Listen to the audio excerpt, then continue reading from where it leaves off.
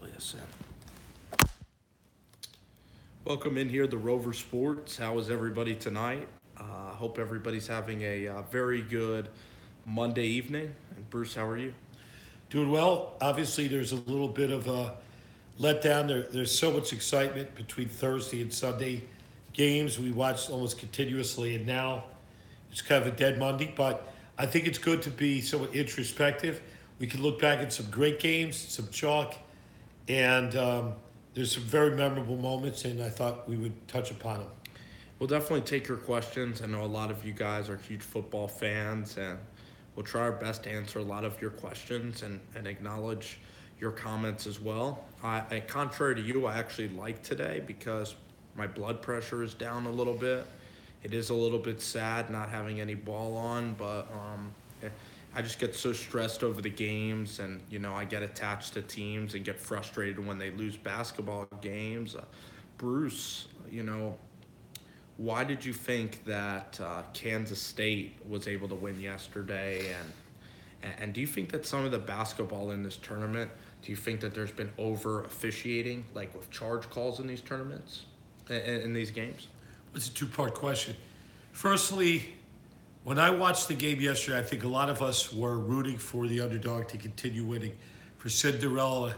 But what happened was the clock struck midnight, and University of Maryland, Baltimore County, those players just didn't have it. They couldn't shoot. They looked like a 16th seed. The guy Lyles just looked like a different player. In the first game against Virginia, he looked like Allen Iverson. He was totally fearless. Maybe it's just because they had a lead and they were just playing downhill. But they just looked like a magical team, kind of like Florida Gulf Coast. But yesterday, Kansas State played terribly. It was a horribly played game. It was choppy. It was like 30-30, it seems like, in the middle of the second half. And it was clear to me that team, didn't have it. And at the end, I wasn't that sad. I wasn't that emotionally invested because I knew the team really wasn't as good as it just had one flash in the pan game. What are your thoughts on that? On what?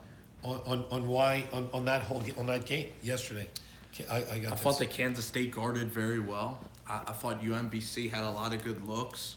They have no post players. They're too small. They have no centers inside. And if you want to win in this tournament, I believe that you need to have a big guy. You need to have a big force.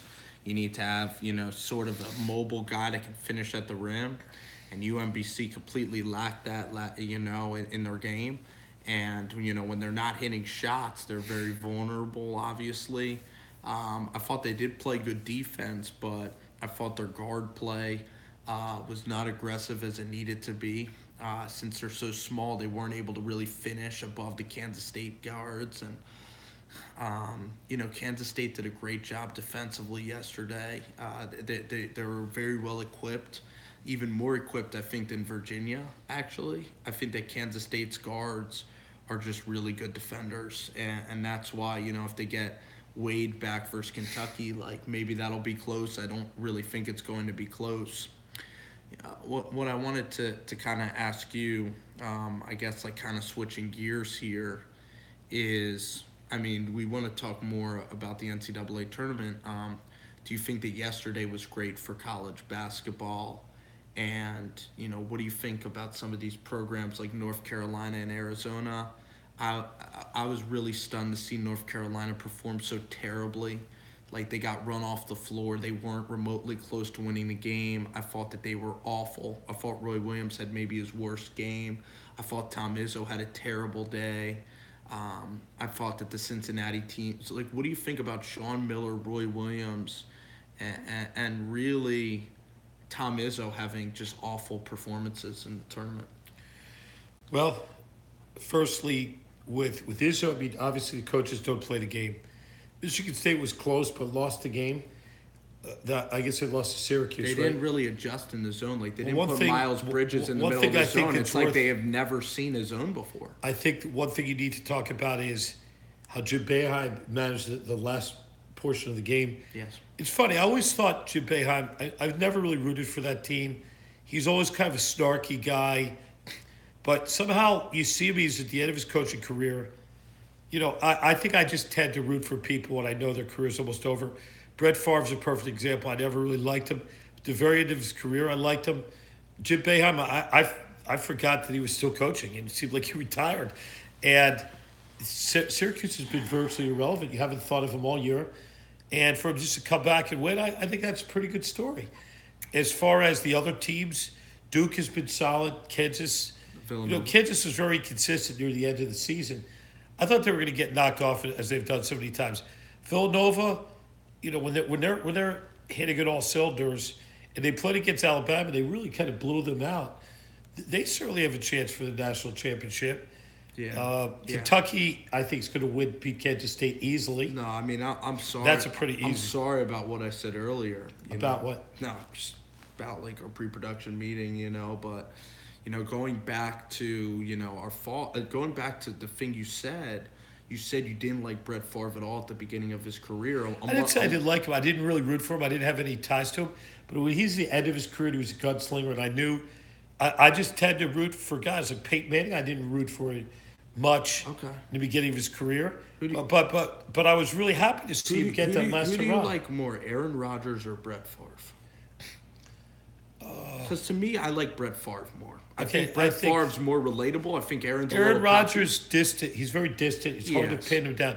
Yes. As far as his game, I think he's great to watch. Like, I love how Brett wore his emotions on his sleeves. Like, I love how Brett, he was almost, somewhat likable because he didn't know coverages as well. And sometimes, a guy like Peyton Manning knows everything so well, but Brett Favre didn't even know what nickel defense was like, and that made him kind of a humorous character, if you will. Even Brett Favre, having the adversity of being addicted to painkillers, what really struck a nerve with me, and I'll never forget this, is, the night where he played the Monday night game after his father passed away. That was really a time. After that game, I was like, I'm a Brett Favre fan for life. After that. Game. Just the way when he played for the Jets, he was hurt.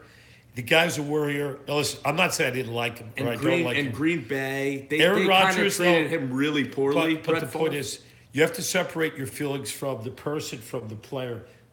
Aaron Rodgers made certain throws along the sidelines.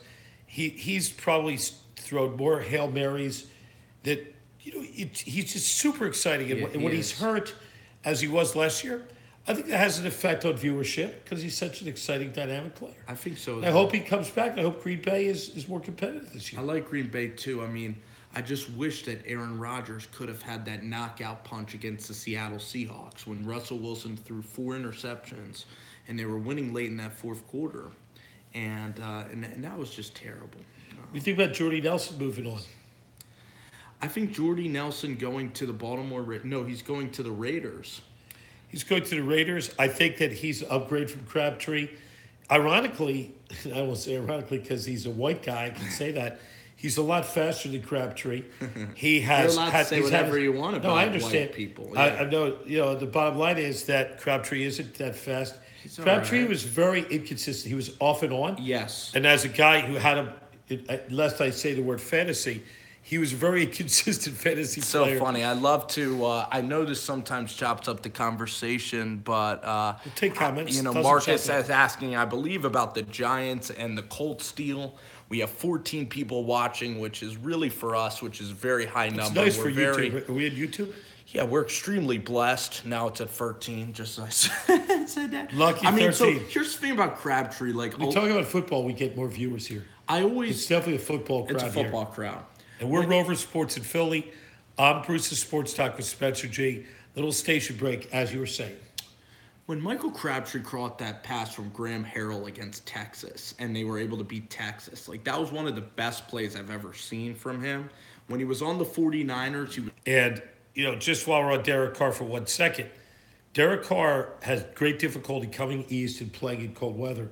And I don't know if it was just the fact that he was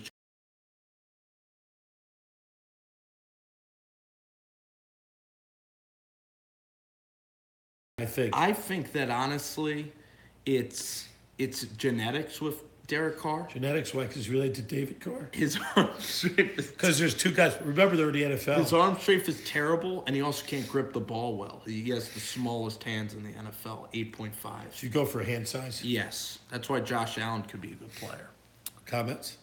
What do you think about 49ers quarterback? And Jabari said that there's a lot of money that the Niners can spend in free agency. It's funny because, It's funny because they spent so much money on I the never quarterback, watched a lot but of. the cap has increased so I much. never watched a lot of Niners games, and on YouTube. Last year you did. YouTube is Niners. Like the Niners own YouTube. The Niners fans and are the amazing, nicest people, and they certainly support so you. the Spencer Jake. more knowledge you have about Niners, the better you're going to do in your life, and So the that's more been your friends you're experience. going to make.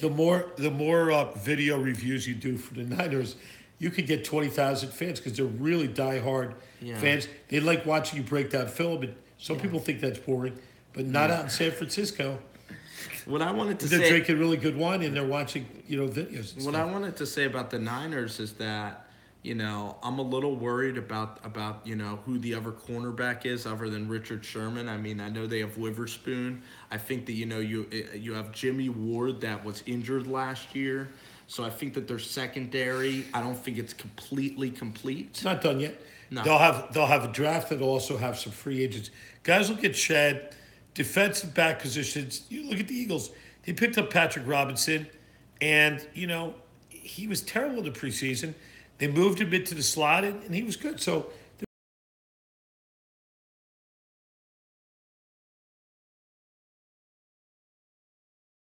last 2-minute drives. I really do have a lot of faith in him. I think John Lynch is a guy that you can depend on. I think Shanahan is. So I like the leadership in place. I know that our expectation for the 49ers this year is to win a Super Bowl championship. is that your expectation? I think if you talk to Niners fans, that they want. I think Jimmy could be the MVP. I think they'd like to be. I'd like to make the playoffs. Here's the point. Yeah. Garoppolo isn't going to sneak up on anybody. I'd say the last 5 games, he snuck up on people. They thought San Francisco was mailing it in, but this year I think they're going to take him for real. The LA team. I would argue again that their linebackers have gotten weaker. Let's look at the Rams. Let's just stay in the division. I would argue that the 49ers, though, didn't sneak up on the Jaguars because the Jaguars needed to beat them. They were desperate to get into the playoffs. And same with the Titans. And Jimmy beat both of those teams that are 2 playoff teams. No, I give him 2 credit. teams in the final 8. No, Jimmy I'm beat not them. discounting. Listen, let me make a point. Right. I'm not discounting the fact that Jimmy Garoppolo is going to play great. What I'm saying is, still in a tough division. The Rams, I think they're only going to get better under Coach McVay. I think that second year they're going to be better. I think they did lose a couple linebackers. I think they're going to be thin there. I want to ask you one question before we move to the Rams. Okay, sure. What happened in Dan Quinn's second season as a head coach? Is that when they went to the Super Bowl? Yes. Yeah, they went to the Super Bowl. They should have won the Super Bowl if they weren't, Okay. whatever. I'd say he was outcoached. They had a 95% chance to win the Super Bowl, okay? They destroyed the Packers. They destroyed Seattle, okay? So Dan Quinn, okay? Probably a top 7 coach. What happened in Doug Peterson's second year? Super Bowl champion. Yeah, okay. So you think McVay's going to be very good this No, year? I think that Kyle Shanahan, I think, can win a Super Bowl this year because I think that Garoppolo is just like Carson Wentz. Is the supporting? Let me ask you a question. I think he even might be better than Carson Wentz. That's how Do you quick think, his release is. Let me just ask you a question. Yeah. And again, I don't know the answer, to be very honest. I want to hear what you're just going to say. Are the San Francisco 49ers, is their defense Super Bowl caliber to win the Super Bowl? Or are you going to ask me about the Rams? No, let's stay on the stand of 49ers. I'm not as much of, I don't study them. And if you tell me they're just an average defense, I'm going to tell you they're not winning the Super Bowl. I think that they are just above average. I think that Richard Sherman and his competitive attitude is going to help. I think Richard is 33. He came off 2 major orthopedic injuries. At that position, a lot of guys lose speed. Look at Revis after he came back from injury. He was never the same. When has Sherman ever struggled in his career? Never. Oh, we'll see. People always retire. Father Time and injuries do catch up with everybody. Yeah, but let's Richard see. Sherman is but he's smart. That's the thing. That's true. When you're smarter, you can take shortcuts. You're making points. Right. His game has never been speed. It's always been smarts. Right. And I agree with that. I'm saying I like Richard Sherman. I'm rooting for him to succeed. But let's look at the whole team. Right. The defensive line. is very good. I mean, they have Buckner inside. They have Solomon Thomas, Arik Armstead. It's not amazing, but I'd say it's an 8 Are out they of going to 10. be able to come? So here's a question. It's and better I don't than know their the answer. secondary. It's their strength. When Is they their come D-line. east, and they're going to play teams, interestingly, NFC East teams, for instance. I haven't looked at their schedule, Right. but when they come east to play, AFC or NFC East teams in the winter, this is a California team. Do they have the right stuff, even to play in Cincinnati or Pittsburgh? Do they have the right stuff to win in December against these cold weather teams? And that to me will tell the tale. If they do, they might rise. It might be a playoff team. They're going to have to play against the Rams, who I think are going to be very formidable. Yeah. I think that the defense is a bend not break. They didn't turn people over that much last season. I mean, they stopped the run pretty good, but in terms of the pass, like DeAndre Hopkins was able to eat them up last year. When you look at their losses, Arizona and Drew Stanton even beat this team. They wore down in the second half. Beginning of the season. Yeah, right? when you saw C.J. Beathard and you saw the Niners play the Eagles, in the second half, that defense wore down. Now, in the first half, it was a very competitive game. I mean, C.J. played a horrible game. He did. And that was Wentz was in that game. But if you look at the Niners' defense in that game, it wasn't bad. They were competitive, but they never were a special defense. It's not a defense like Jacksonville that'll turn you over. It's not just a once-in-a-lifetime sort of defense. Well, you don't need a once-in-a-lifetime defense. Right. Do you think the Eagles, they obviously won the Super Bowl. They were a very good defense. I wouldn't call them a once-in-a-lifetime defense. But they were very good. In fact, wait a second. They were very good. Very good. Okay, that's what I'm saying. The Niners' defense was more just above average. But in the Super Bowl, they got completely torched for 505 yards passing. Brady, they had one play. Brandon Graham had a strip sack, or they would have lost that game.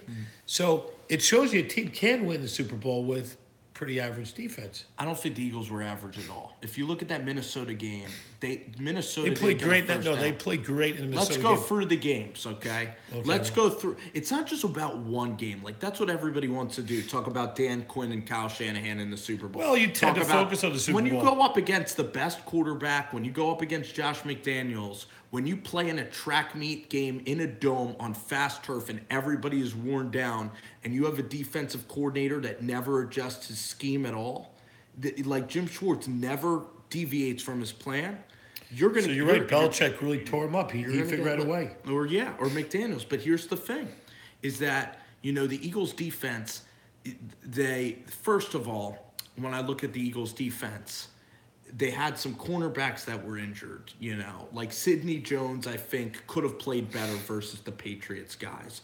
I thought that Tom Brady knows how to step up in the pocket. I think that the Eagles in the NFC, they played against Matt Ryan and Sark. That's not that great of a team to go up against. I think they also couldn't stop like Gronkowski at the beginning of the second half. And it's true. If you remember, in my opinion, if the Patriots would have thrown more to Gronk, I don't think the Eagles would have stopped him. They couldn't stop him.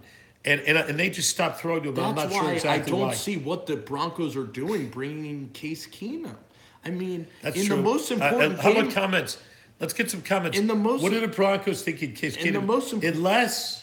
Unless they're going to use him as a placeholder and somehow figure out a way to draft a quarterback. Maybe they're targeting somebody who's maybe a sleeper.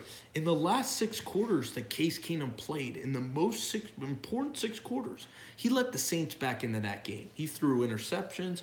They should have lost that Saints game. He's lucky that they won that game. And then versus the Eagles, he had one drive, and he was downright atrocious. Right. So I don't see why the Broncos picked up Case Keenum. How can you win a Super Bowl with that character? Why did Arizona pick up Sam Bradford for $20 million? I just can't figure that out. I guess there's pressure. I guess you know what the pressure is? To have no quarterback. I think if you have no quarterback, that's a terrible I know position. who Case Keenum is healthy. Like Sam Bradford healthy is pretty terrible as well.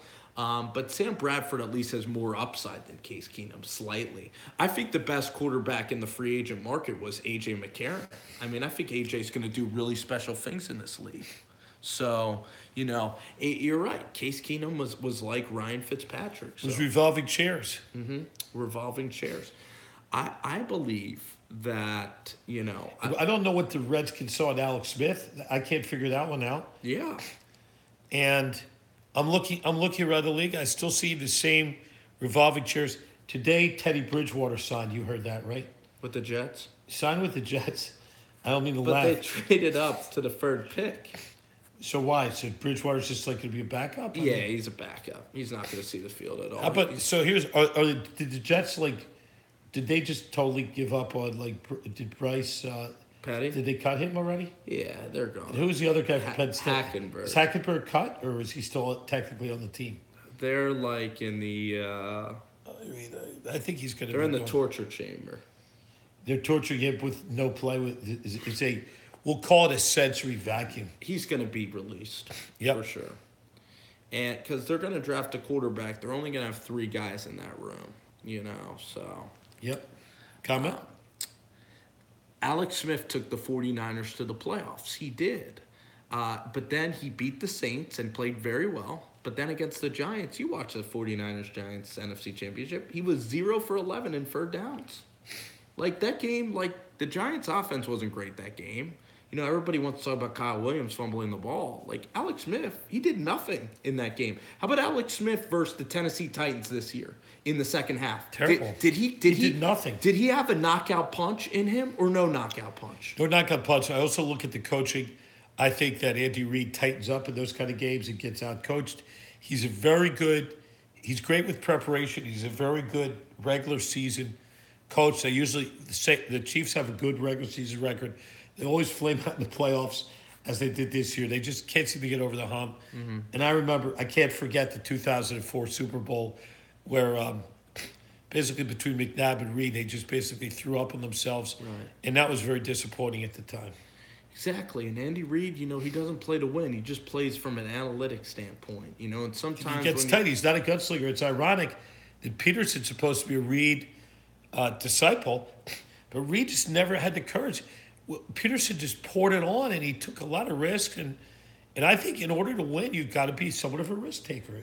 To take an educated risk, he also was really big on analytics. So, Peterson would go for two a lot, and would go on fourth down, and he was the new breed of analytics coach. And I think that you'll see a lot. Listen, you're seeing now a lot more of aggressive. Like Howie Rosen was very aggressive.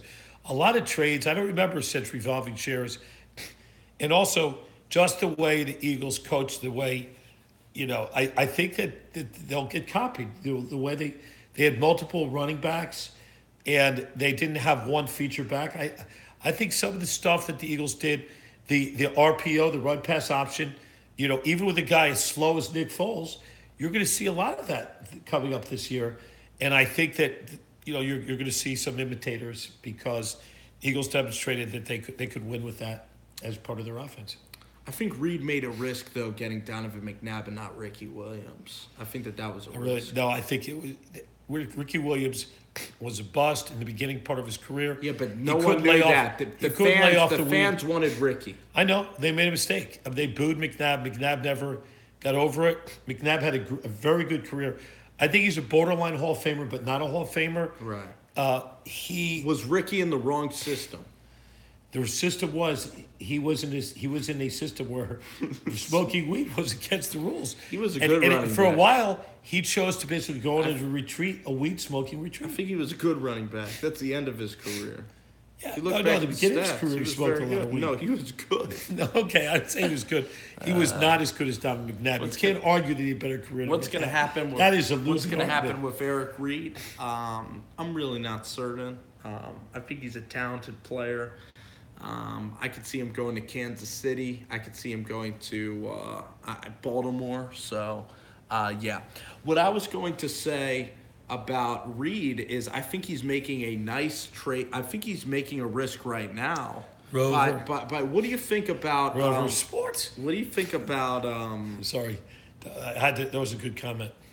What do you think about, Kansas City trading Marcus Peters, and basically they traded Alex Smith, so they're starting a guy, Mahomes, that only played one game. I think that is a risk, and I think that I got to give Reid a lot of credit. Let me talk about Marcus Peters. I've heard some insiders in Kansas City say that he was kind of a dysfunctional force. He's obviously a talent.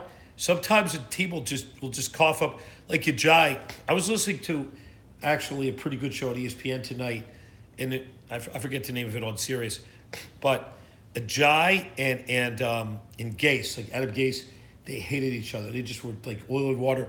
And I was listening to people in Miami say, like Ajay got benched, and like it was just terrible.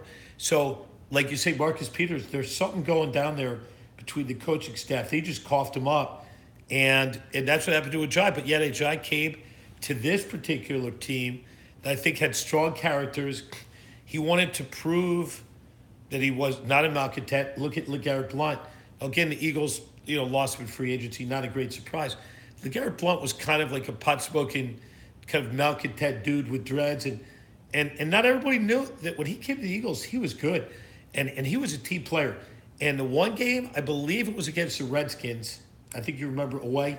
He got 0 touches, 0 carries, and in the interview, he said, "You know what? It's all in the plan. I'm going to wait my chance. I trust the coaches." LeGarrette, and that was really cool. And I'm sure that didn't hurt him for getting signed as a free agent. The Eagles are going to sign.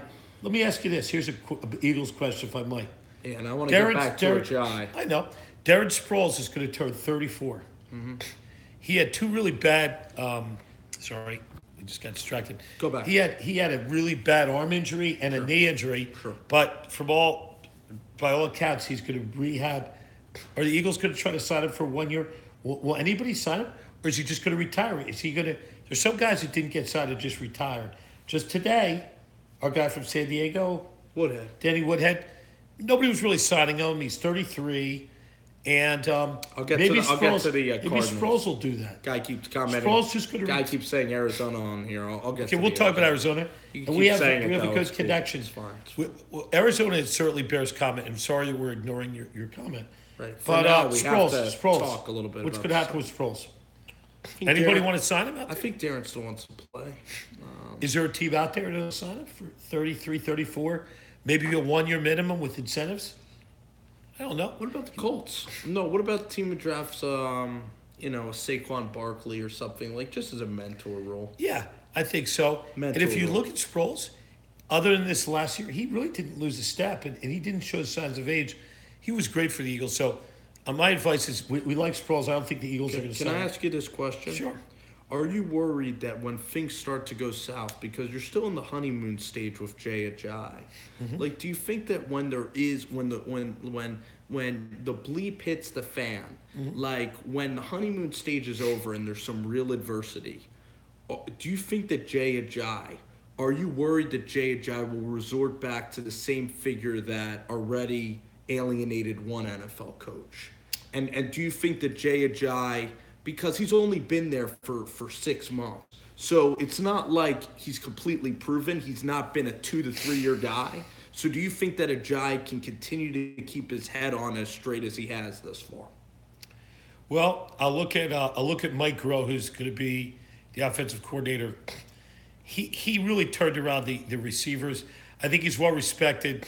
Deuce Staley is a great leader, and I just think they have a great support system there. I think with Deuce Staley, Ajay connects with them. Doug Peterson's very likable. They did lose, obviously, Frank Reich, and they lost the guy from Radnor. They lost John DeFilippo. But Corey Clement's going to be a feature back. Wendell Smallwood, remember, he was buried. He was almost like buried on the bench last year. Wendell Smallwood's still on a rookie contract. Right. They'll probably keep him. Why not? He might get some touches this year. So if Jay, if he goes into the tank, and there's a guy that everybody forgets, who is the guy from San Diego State, Pumphrey, who is kind of a very small guy who I think was working out in training. He was too small last year. I mean, by too small. Maybe he'll get bigger. Yeah, well, he's not going to get any taller. But the fact is, maybe he'll be a Sproles-like player. Let's go back to the last question that everybody's going to 10 viewers, that's pretty nice. Yeah, it's been a really solid. It's been pretty solid. We've had good support. What do you think? So the guy talked. We'll end with this. The guy talked about the Arizona. How about Arizona? Let's give that guy his props. Cardinals. Well, Talk about the defensive secondary coach. Well, that's David Merrick, who we know David personally. Merrick, who we know personally, who was 13 years with the Giants, multiple coaches. He's also a great guy, good personality. Definitely get him on Rover Sports. He happens to be very funny. And the coach of Arizona is also one of your favorite guys. Steve Wilkes. Steve Wilkes is a motivational guy. I don't know if he can motivate Sam Bradford to be able to run more than 1 mile an hour. The team, who do they have as a wide receiver? They have Fitzgerald. Obviously Fitzgerald, definite Hall of Famer. Jermaine Gresham. I think Brown is still on their team. I don't. Is Nelson the running back not. going to be healthy? David Johnson? Is he going to be back and healthy? I think he is. I mean, he's a horse. Maybe They he'll are come back. They should draft a quarterback. They should draft one. But let's talk about the Cardinals defense now. Right. I think that our Arizona fans deserve. Well, I think. The amount I know about their defense, I can tell you, is very minimal. So Well, that's do why you I'm know? going to let you Well, they step have up. the guy from Temple. We'll see if he gets any better. They have Buda Baker is going to have a higher role on the team because Honey Badger was released by the team. Yep, Honey Badger, I think, was Tyrann re-signed Mathieu. for $7 million. The Texans got Honey. Texans Badger. got the Badger. And so they have a lot of linebackers. They did play a 3-4 under James Betcher. You look at Patrick Peterson. He's a very good corner. One of the best. But Patrick Bethel is Peterson's not one that of the good of a best. corner. They do have holes on their defense. They do seem like kind of be a little bit like tanking. So I mean, they're probably going to draft Josh Allen this year, Bruce. I'd expect them to draft either Josh or Baker Mayfield.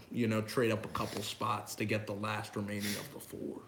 So last thing we're going to do, let's talk about the quarterbacks. Or Lamar Jackson. So let's just go down. Let's just go down the top 5, and I think that's a good place to end. Exactly. Cleveland Browns with the number 1 pick. Mm-hmm. Take. This is who they are going to take. Who are they going to take? Not who I agree with. Sam Darnold, USC. Okay.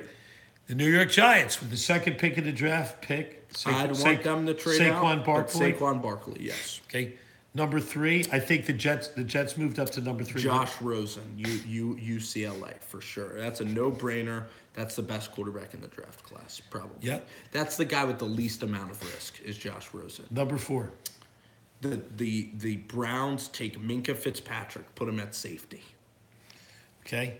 So they allow Peppers to be a nickel. And then they flipped, I guess the Colts are, who's now the Colts? They No, traded number out. 5 is Denver.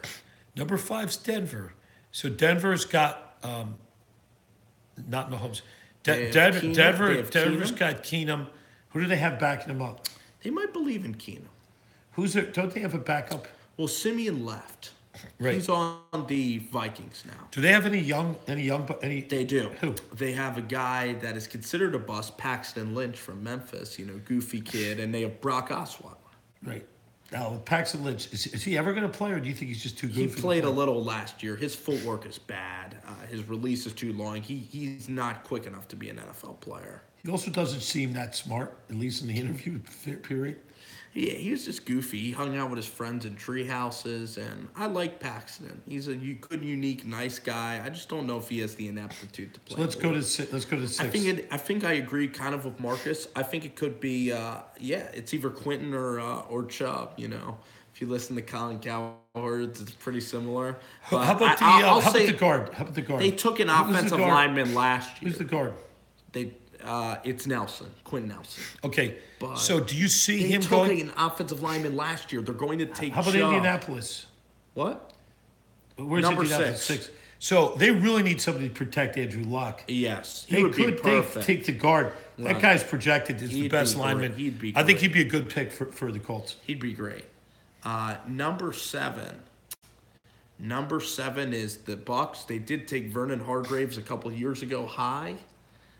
Could they? Bucks have a lot of holes on I the think team. their linebackers are good. I heard some people, I was listening to Mel Kiper. He thinks that the Bucks have so many holes, they may just trade down to pick up some picks because they have a lot of holes. Right. That's not a bad thought. I mean, I might agree with that. Their defense is pretty average. I know Brett Grimes was signed again. They have good linebackers, though. Levante David's very good. Quan Alexander's very, very good. So I think that their defensive line. I mean, I have They could use I have high expectations. defensive for line their isn't great. defense. They could use it. They could use some I don't players. think their How about their coordinator's secondary? that Their good. secondary isn't that good. It's not. I mean, they're They have a lot of undersized. holes on that team. So I agree. with What about Pepper. Ward? Out of Ohio State, Denzel Ward. Might be a good fit there in Tampa Bay. Well, as I said, that's possible, but I'm thinking they might trade down. I think Vic Fangio of the Bears plays 3-4, so he has a lot of linebackers. So you could see Smith go or Edmonds go to the Bears in that pick. to the Bears. So then we're missing out. So if the Broncos don't take Mayfield, then you have Mayfield and Allen, right, that are way down. I think. Well, listen, the Bears are set at quarterback. Maybe A lot of teams the are Dolphins can trade up. Dolphins need a guy. I think the Dolphins get Baker Mayfield. Dolphins need a quarterback. Really, Dolphins get Baker Mayfield. Dolphins are so in need of a quarterback. Their team is just Dolphins get dysfunctional. Baker, Josh Allen. Oh, the Bills. We forgot about them. Could the Bills get Baker or Josh Allen? What do you think it's going to be for Buffalo? Big armed Wyoming. I could see Baker Mayfield in Buffalo somehow. It's would kind be of a perfect. blue collar town. I want that to happen. That would be exciting. The Bills have a good defense. I've been a Bills fan. We have a lot. The Kaminsky's are. It's no secret they're good friends of ours. They're major Bills fans. Yes. I enjoyed the Bills last year, but if they get Baker, that would be really fun. We're going to watch every Bills game then, right? Oh, no doubt. I would even travel to Buffalo to watch them play, wouldn't you? Maybe once. It's a short trip. It's an hour from here. Tough to get a flight there. We're in Philly. Yeah, well, flights are expensive. Exactly. But we would do it. So we're Rover Sports. We're here in Philly. Baker on versus Wednesday McCarron. night, they're supposed to have a huge blizzard, but if not, tune in radio app, 6:10 a.m., All Sports ESPN. Thank you, That's guys. us. And thanks for Go logging on. You back guys are and great. You guys can go back and listen. Go share it. Tell people about Rover Sports. We're a little bit of a unique acquired taste, I guess. Yes. Remember, when you least expect it, we'll be on. When you expect us, we won't be on, actually. Thank you, guys. We appreciate it. Thank you. Have a good night. Bye-bye, guys.